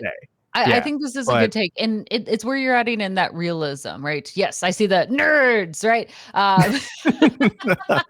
In this take, but when we look at worlds, especially ones that are so diverse, and we look at the void we've already canonized as having so many different planes. It's massive. It has whole populations, right, that have not interacted with one another. It is not a homogenized group. There's so many differences in it. It would make sense that there are individuals who are going to have dissenting views or don't get the same benefits as those who might be closer to the capital, the Dread Fortress, or a whole variety of things, right? Things fall through the cracks when you have systems so large. And so to be 100% loved is not doable. Yeah. Oh, it's so good. I'm still going to be slightly heartbroken, and it's hard for me to because as somebody who loves to be, and I've perhaps put too much of myself in the Grandmaster, right? And no, that's great. That's great because you have all of this, you have so much empathy and you have so much investment in the story that it makes me feel good about it makes me feel even better about the story that I presented to the both of you, because now you both have an investment in it. You know, if I just gave you all the story and you go and you both just went, yeah, all right, cool, that's neat, then I would immediately take it back to the drawing board. But the fact that this story has already this deep, profound impact on your perception and your perspective of not only the world, but the Grandmaster's character, I know I'm doing something right. Yes. There is one character that you are not allowed to touch, right? Anybody's at risk here, but the only one you cannot touch is Doug, which is the Grandmaster's dog. Oh yeah, no, Doug would never do that. Yeah. Yes. Off limits. Yes. Doug is truly eternal. We've got boundaries. Yeah. Okay, I want to tag in Family Attitudes question. May have already been mentioned, but with getting into more of the day-to-day of the Void, are some of the NPCs maybe going to be front and center for more of the stories? If he's asking about Stuart is not going to be front and center. One thing that I wanted to explore was definitely, like, again, some of those NPC stories within reason. You know, obviously I'm not gonna co-pilot every single NPC that exists or has already existed, but you know, at least for the aspects of maybe an episode or a chapter, looking at some of these NPCs and how they're affected by the, you know, goings on of the Dread Fortress. You know, what do the death matches do to their sort of livelihood? How does that affect their normal lives? So for the player party, as they are traveling through these diverse realms, they're going to just encounter, you know, they would encounter people like Emery from my last match, you know, the bartender, and they would have to navigate what his world is like and what it's like when suddenly a bunch of crazy lunatic champions show up in your bar and then blow it to kingdom come. You know, like these are all like what happens to Emery, what happens to him, and that's again one of the perspectives that we're going to look at with Pieces of a King. Who's really benefiting from all of this? NPCs are such an important part of a story. They add flavor, they help us build out, and they give us perspectives, right? At the end of the day, they add in a voice that isn't there before. Mudcat, you've had to make a lot of NPCs in this. Any advice, do's or don'ts, any regrets that you've done with your own NPC creations here? In terms of in our stories? Yes. Or are you going to bring in other stories beyond D20? Come on, keep your focus. It's hard to. Do I have any regrets? No. Are most of the NPCs dead? Yes. That's how he deals with it. Before you can regret them, delete them. Yeah. Yep. Well, it's funny to me because when I come up with NPCs, or when I have for the other shows, like I think back to like Kenny the Goblin from the Fate of the Arbiter, who then was in the Fate of the Faithful. Most of the NPCs I come up with are just these like one-off caricatures just to fill out the room. Like I have my main NPCs, which are the story givers, the actual actors.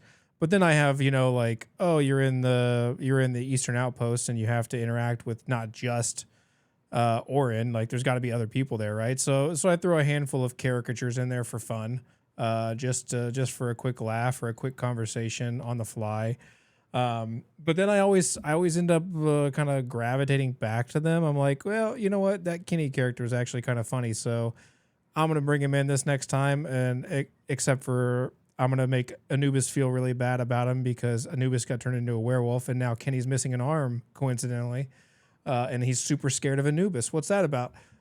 In the interim between shows. And then obviously then Kenny just rolled terrible and died in a vat of acid. But it's funny because like I start them with these.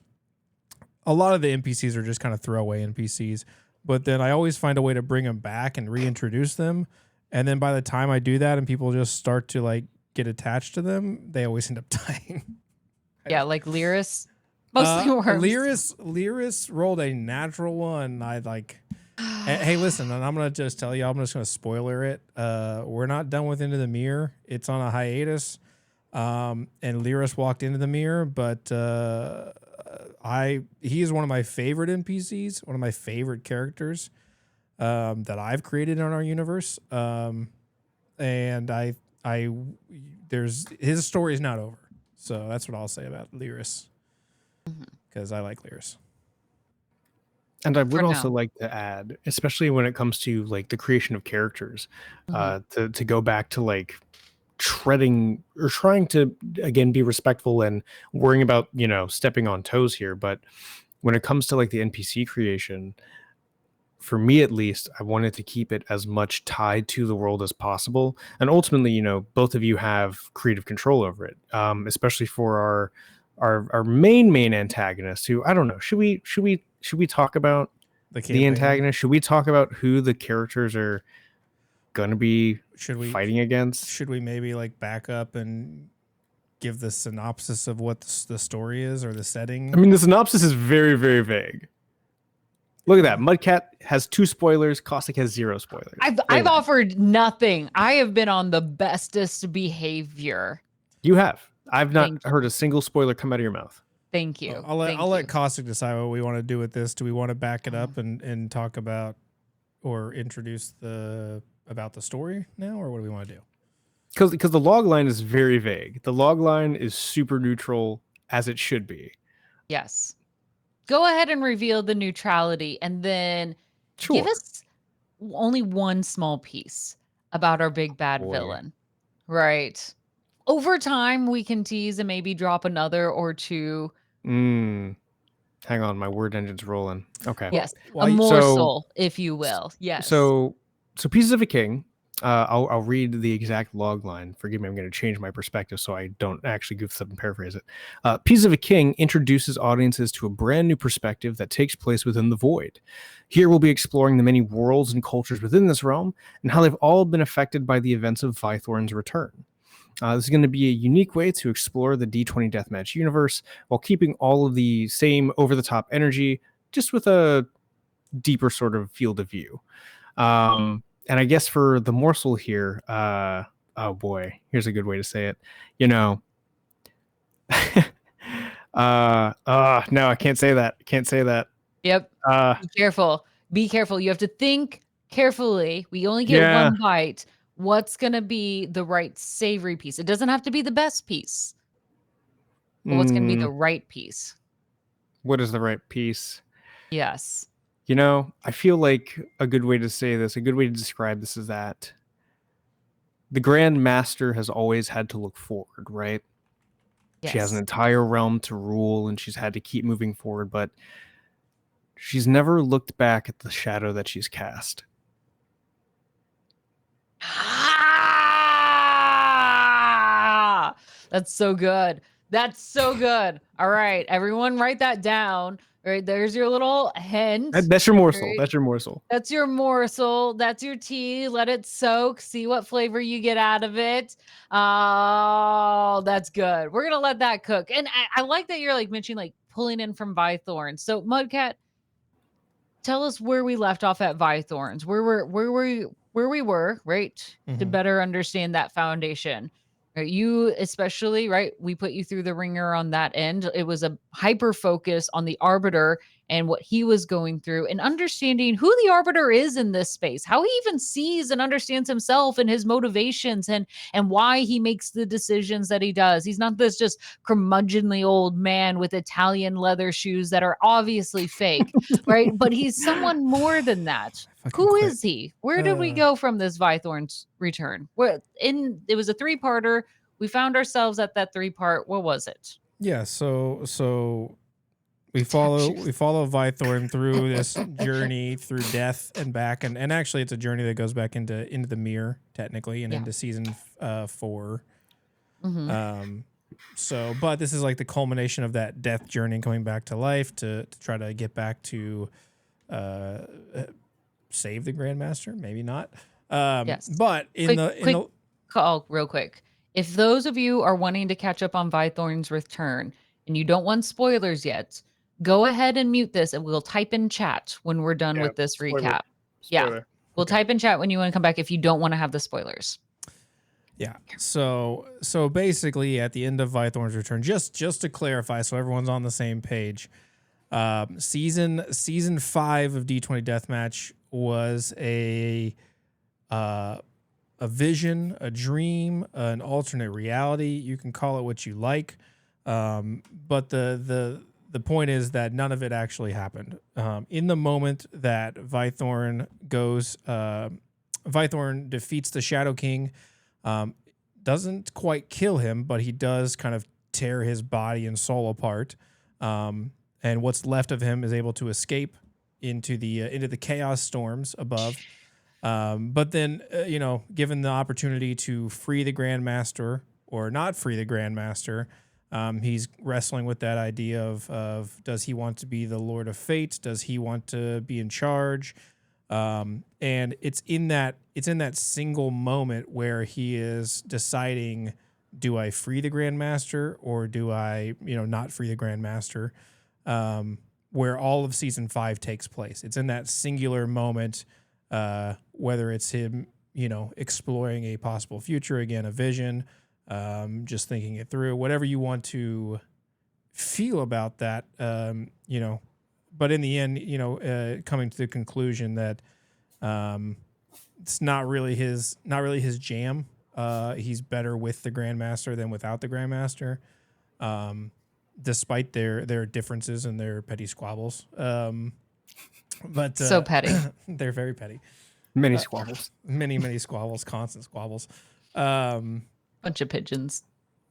But so it's in that moment that he is deciding, and ultimately we find out that season 5 was just a a rug pull, and you know, we really pick up season 4 to season 6 as if that's one moment, or one continuum, and then so we'll be moving forward with this campaign. It kind of tees it off for things are back to normal in the Dread Fortress. The Arbiter, the Grandmaster are there. They've got their own concerns, their own things going on.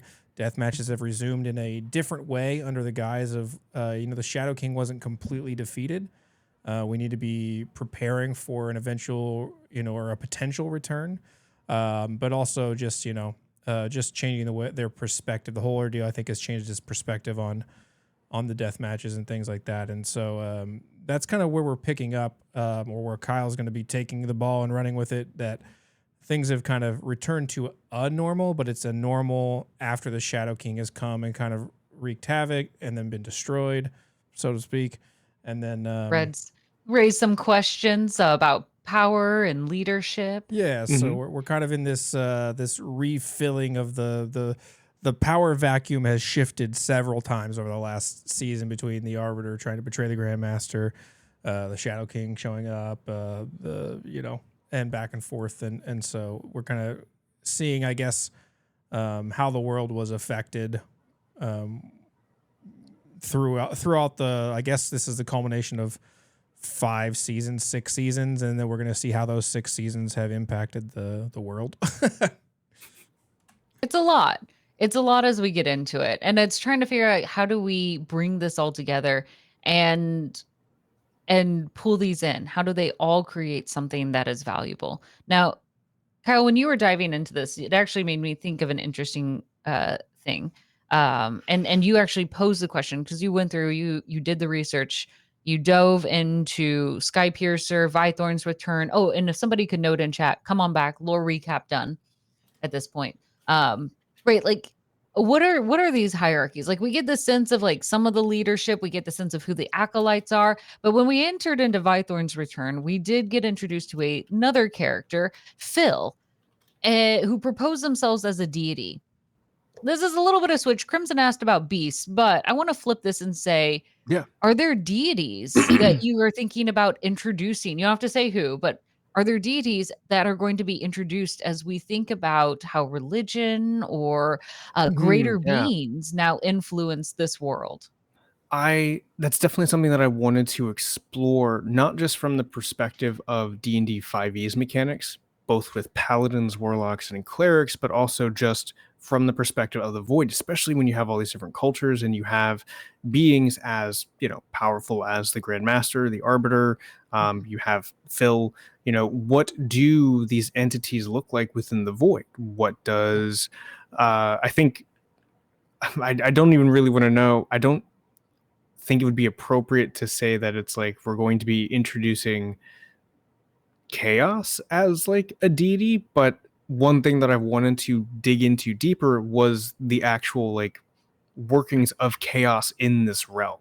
Chaos Mhm. energy is such a fundamental component both of the death matches and the void. Well, how else is it being utilized? How is it being treated? How is it being revered? You know, um, looking at that and then seeing how other people within the void utilize chaos to their own ends, whether it's for good or for nefarious purposes, you know, that's all up on the table. um but yeah, at least as far as other deities, I'm not sure. Just the world is massive, but I don't want to make it too massive. I think that's a Yeah. conversation that the three of us should have about, you know, what are the Mhm. other big beings floating around in this ooey gooey space?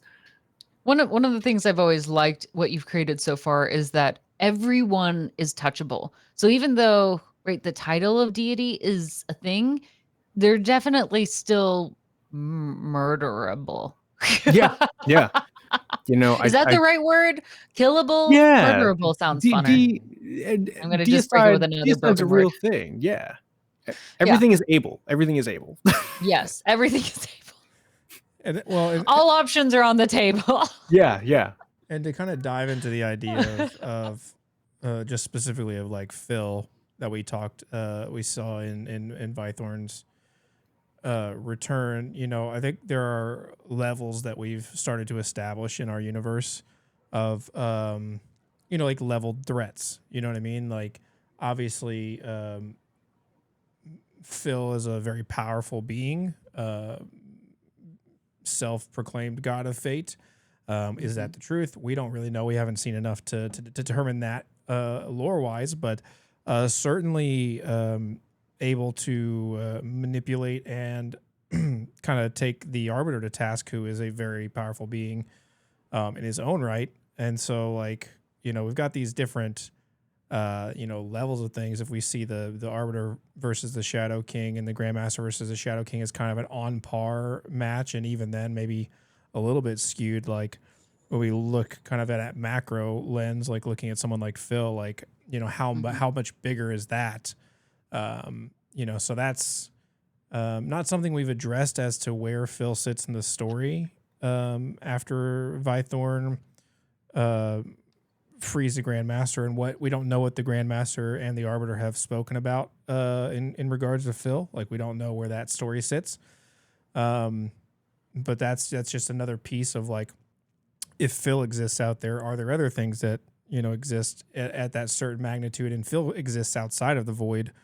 And so we're also looking at things, you know, not only with internally in our world, our universe, but things that potentially could come from outside of the universe, to pose a challenge to the status quo, to the Grandmaster, to the Arbiter, to the party potentially. You know, who else? So it'd be interesting to see kind of how you develop the space and narratively how we decide to fill the universe. No pressure. To fill the void, right? To fill the With void Phil. with Phil. With Phil. Yeah, fill the void with Phil. It was made to be. I definitely, yes, that's the reasoning why they're named Phil. Correct. Yes. We got it. We got it. Yes, All nailed for it. this Nailed it. That's the end of the show. Thank you all. Now that we've come full circle and we have a conclusion on Phil's name, we are done. No. There it is. But part of this is, yeah, again, Phil's just another NPC at this point, right? Like how all these characters play in is ultimately just seeing all of them in different spots. Crimson asks, will there be acolyte factions? Yes. Grand Void War, Grandmaster versus the Shadow King, or maybe more options beyond that? 1000% yes. And that's another aspect of acolyte participation.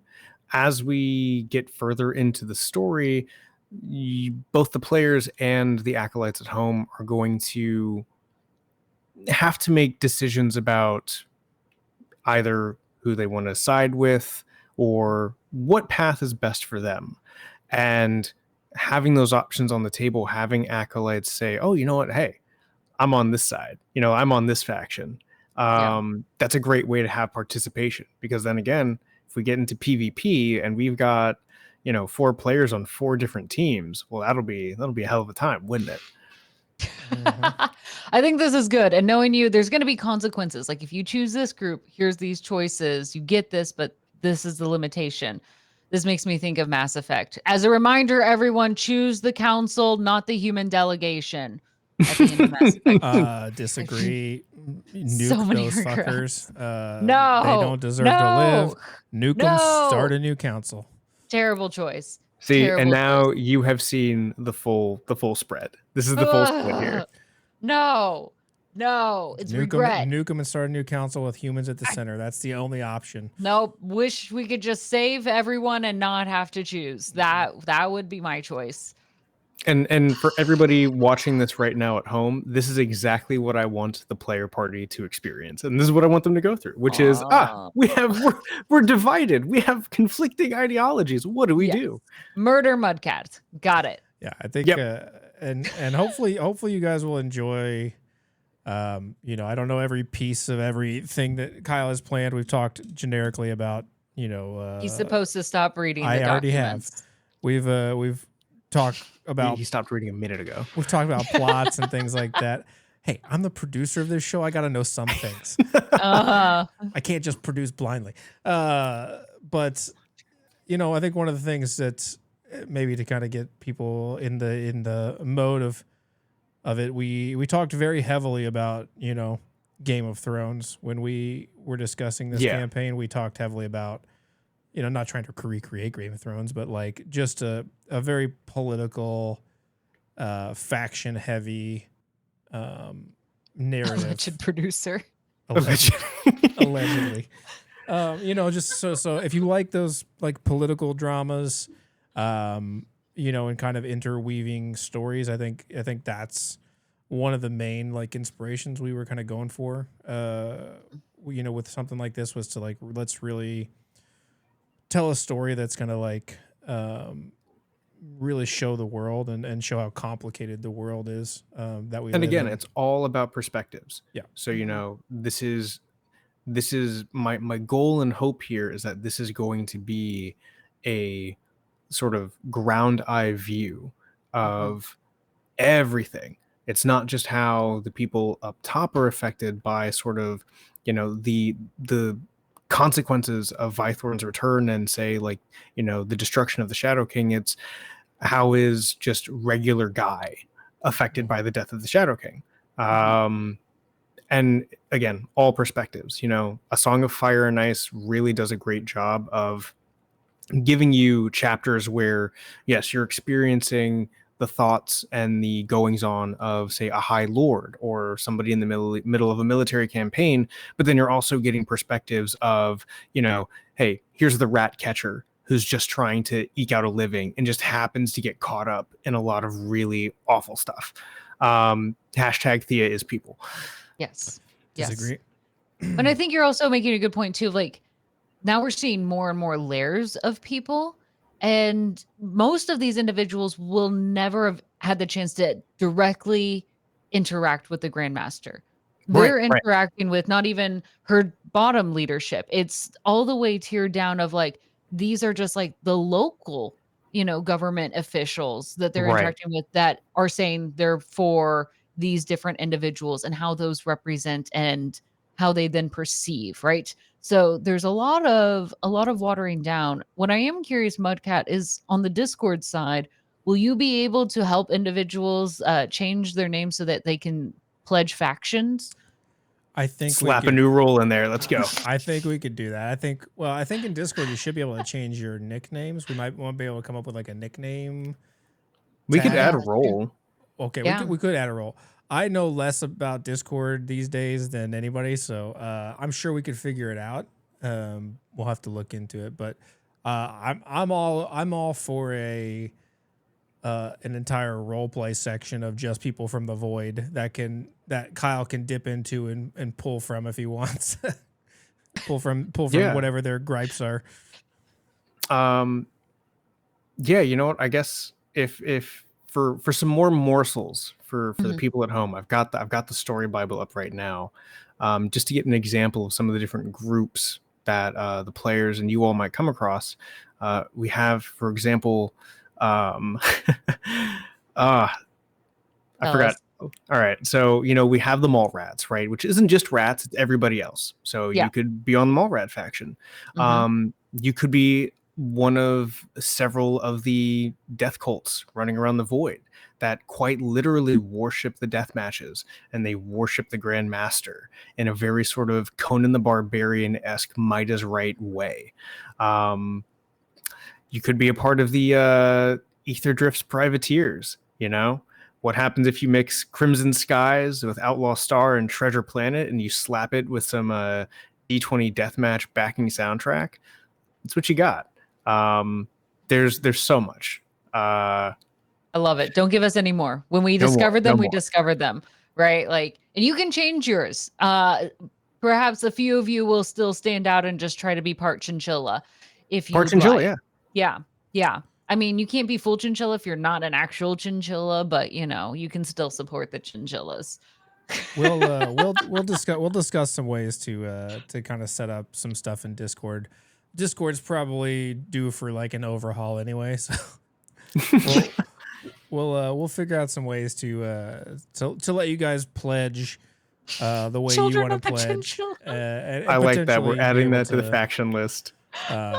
And also, we'll probably set up some spots, where you all can speak about the acolyte perspective on various different things that happen in the campaigns.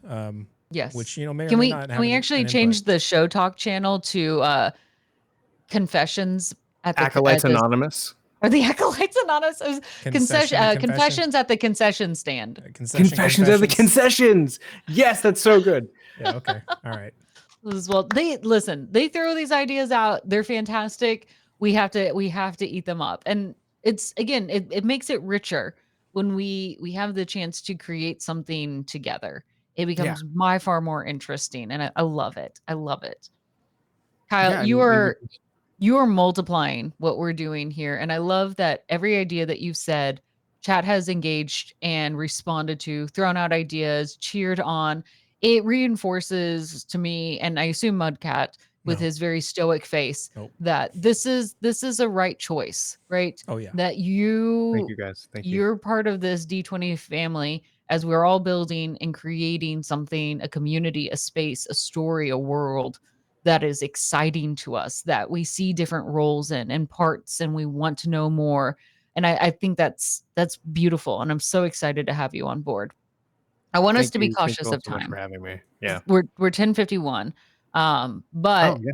Kyle, we've brought you in on this, right? Mhm. As we begin to wrap up today. For you, what are you looking forward to most in not just the story itself, Mm, but like knowing like this, you are joining the D20 family. You are getting right, like all of these amazing individuals, right? Their time, their attention, their heart, their excitement around it. You have to put up with us as well, right? Caustic and Mudcat. When you said yes, what moved you to say, yeah, this is the right fit? Because you could have said no, right? Like we didn't force you to do Sure. this. I was not held at gunpoint or knife point. Right. Thank you. Um. Read the signs as said. Okay. Keep next Yep. line. Yep. Thank you. But I mean, for me, it was. For me, it really was a no-brainer. Much in the same way that you both have said that there was just a natural connection, that there was just a click. The first time that I got to do D20 Deathmatch with the both of you for the live show, I was absolutely blown away by how passionate you all are about having interesting characters and interesting stories, and also telling them in ways that are entertaining and ways that are immersive and interactive. And for me, coming from my writing background, immersive, interactive storytelling is something that I've always strived to do. It's something that I've always wanted to create. So when you both said, "Hey, would you like to do this?" I was like, "Yes, absolutely." This world that you both have made and the energy that you both bring to it it's infectious. It's such a joy to experience, both just as a viewer and as a participant. It is always so much fun. It's always so over the top, and it is refreshing in the most high octane way imaginable. It's like taking an energy drink to like have a chill time. Like, there's no other way to describe it. It's like, let's just turn it up to 12 because it's going to be good. We're just going to coast. We're going to go at 120 and then we're just going to coast. That's it. So yeah, I think it wasn't even really a question of, is this going to be a good fit? It was something that I knew that I wanted to explore and develop and work with the both of you, because there's so much possibility. And I knew that you both would be not only receptive to the ideas, but willing to explore them. Yeah, I've always felt very comfortable being able to talk about different concepts and themes with the both of you, and knowing that they're not going to be scrutinized or even just outright, rejected. You all could have very much said like, "Hey, you cannot in any way, shape, or form make the arbiter or the grandmaster look like bad in any way." Mhm. And as soon as I brought that idea to you all, you were like, "Oh yeah, I guess we could. Yeah, that's pretty cool." Yeah. Yeah. It will hurt, but do it. I've been making Yeah. the arbiter look bad for Yes. years, so That's true. That's true. I'm excited where you take this. I'm excited to see you turn that dial up where we go with it. I trust you. I'm excited to do with this. Mudcat, I'm gonna push you in the position of player, right? Mm. For a wonderful, wonderful community that's tuning in tonight. Why do you want them to come in and join us for Pieces of the King? Amp us up, right? With Kyle at the helm as our dungeon master, right? Who's going to be leading this story. Why are you excited to make sure that they come back for Pieces of the King? Well, I think that it's going to be a great story. I think it's going to be a different kind of story than we've ever told. I think that it's going to be one of the best stories that we've told so far. I think as a player, I'm very excited to play in the setting and worlds. Even the small bit that I know that Kyle has put together. I'm very excited as a player to dive in and like, yeah, I want to play in this game. I want to play in this world. I want to play in this setting. And so I think that viewers will likewise be very excited. And I can already see that people are excited about some of the concepts we've brought up and some of the teasers and spoilers that, if you like the things that we've teased and spoiled so far, I think that you're really going to enjoy the entirety, the brevity of this entire campaign. So, I'm looking forward to it as a player. It's I don't want to speak too soon, but it's kind of a dream campaign for me. So I'm excited to play it. Hopefully I don't turn it into a nightmare. Hopefully it doesn't become a nightmare. We'll see. I'll save judgment for after the first season. Nightmares can be good. It depends on how it ends. Yeah. Right. I promise it won't be all acid jazz. Okay. I promise it won't be all acid jazz. We could keep I it to didn't hear the articulation there at first, and I heard ass and jazz. And I thought this is I'm in for that. Not acid jazz. Not acid jazz. Ass and jazz. Ass and jazz. Yeah. Yes. Okay, I'm on board. Yes. Very different bar. Okay. Dear goodness. There's two things I like. It's ass and jazz. As we wrap up for this evening, I think the two of them have highlighted some amazing things that we get to look forward to, right? Why this show, Pieces of the King, is going to be amazing. But I also want to do a final note here, and I want to thank you all. Right? We have an amazing collection of individuals in our chat today, and I am so grateful for every single one of you. When we create something, Mudcat and I, at this point of the seasons, right, we've enjoyed it. We love what we create and we get to put it out. But seeing from all of you show up week after week, talking in chat, responding on social media, it amplifies it. And you all give us such joy and excitement and desire to keep pursuing these stories that we're creating. And instead of just keeping them in our mind, right, where so much creativity dies, where we just think, well, it's a story that I like, but nobody else seems to like, so I'm just going to keep it here. I appreciate that you all keep pulling those threads, keep asking those questions, keep giving us this engagement to let us know that this is something that you want to see more of.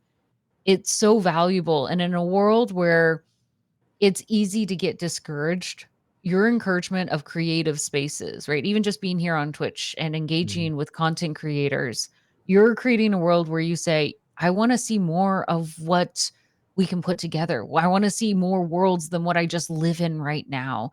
And that hunger that you have, that's inspiring. That pushes us to say, well, we don't want to do something that you've already seen before. We got to go bigger. We got to go stranger. We want to go everything more to keep giving something that is so fulfilling for all of us. So thank you all. You all are amazing. And as always, welcome and good night to D20 Deathmatch. Bye, everyone. So